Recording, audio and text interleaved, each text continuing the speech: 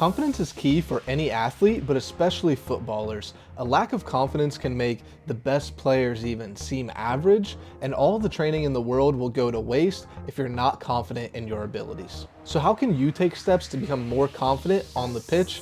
Well, take a look and listen to what Zlatan and Cristiano Ronaldo have to say, and you can be on your way to becoming a more confident footballer. Maybe someone's don't like me, but because maybe I'm too good. I don't know why.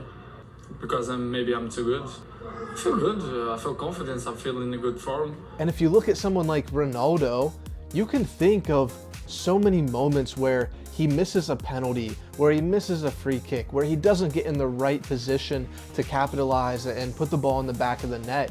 But he knows that if that next chance falls, regardless of what everybody else is saying, that he thinks and believes 100% that he's going to get to that chance and he's going to score that equalizer or that game-winning goal in those important moments. And if you take a look at Cristiano Ronaldo, he has so much confidence in himself because he knows that he has worked harder than just about everyone else out there. He takes those risks, he makes those mistakes in training, and he works as hard as he possibly can to put his body and his mind into these situations so that when he comes into a UCL final or the Euros or whatever situation he's in, at his core, he is confident with his physical abilities and his mental abilities that he can execute and perform in that moment.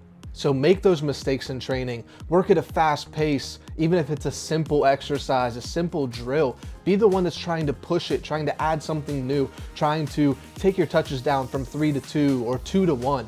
Be that person that hits a heavy pass because they're trying to work at a very fast pace. So don't be afraid to make those mistakes in training. At its root, confidence comes from repeating a skill or action hundreds or thousands of times. But that doesn't mean that you do it at a walking pace. I've seen so many players that train as if they're afraid to make mistakes. They train as if they have to cut out all of those mistakes and be perfect in training so that they can impress coach, so that they can get a spot on the team, get more minutes, or whatever it is they're looking to do. But by looking to minimize those mistakes, the player's actually playing at a slower pace than they need to be.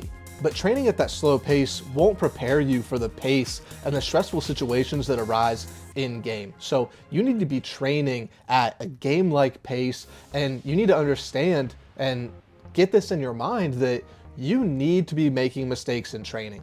If you have a coach that's saying you can't be making mistakes in training, if you have a coach that is criticizing you for every single mistake in training, listen to me, that's wrong. Okay?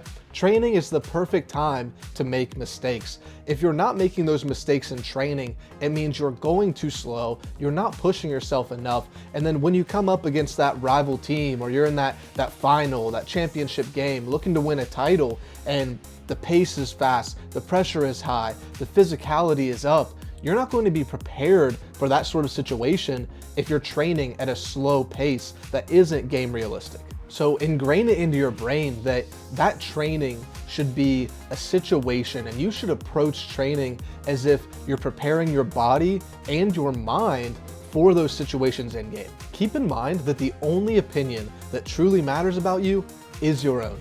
If you look at Ronaldo or Zlatan, they have such an extreme level of self-confidence that they're able to drown out the noise from external sources, whether that's opposing teams and managers, or that's media, or it's opposing supporters.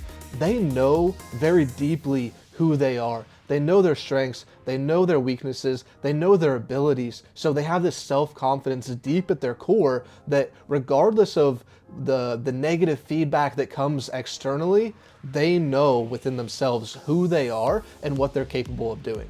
I know what I come with, I know what I'm able to do, so this is just a new adventure for me, a new challenge, and I'm looking forward to conquer the US just like I conquered Europe. I'm looking forward to conquer the US just like I conquered Europe, so I'm pumped.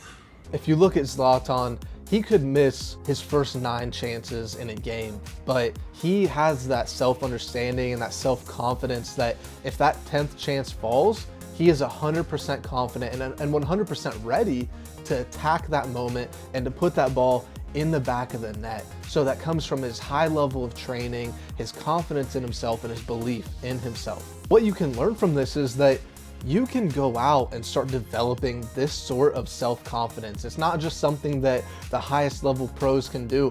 I've seen players at low levels with not an extreme amount of ability, but they're very confident in themselves. They're able to drown out the noise, and they can step up in certain moments because they're not afraid of what somebody might say about them. So you need to look at yourself, dive deep, understand your strengths, understand your weaknesses, and have a good understanding and identity in who you are. If you have that, then any sort of outside noise or feedback that comes in negatively, you'll be able to channel what's inside of you to drown that out. Now, that doesn't mean that you should ignore everything a coach says or ignore everything that a teammate says, because if you have a true understanding of who you are and you know certain weaknesses you have and a coach is telling you to work on things, it doesn't mean ignore them. But if you have an understanding that you have a weakness and your coach is getting on you or a teammate is getting on you about that, then you can be confident and not have to defend yourself and say, yeah, you know what, you're right. It's something I'm actively trying to work on.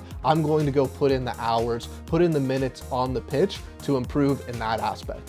So hopefully this is a good start for you to become more confident on the pitch. Drown out the outside noise, get to work, and remain confident in yourself. Now, if you're looking to improve as a footballer, be sure to subscribe to my channel and comment down below. I want to know how you remain confident on the pitch. As always, let me know what you struggle with and what questions you may have, as I'll always be happy to help. Catch you in the next one.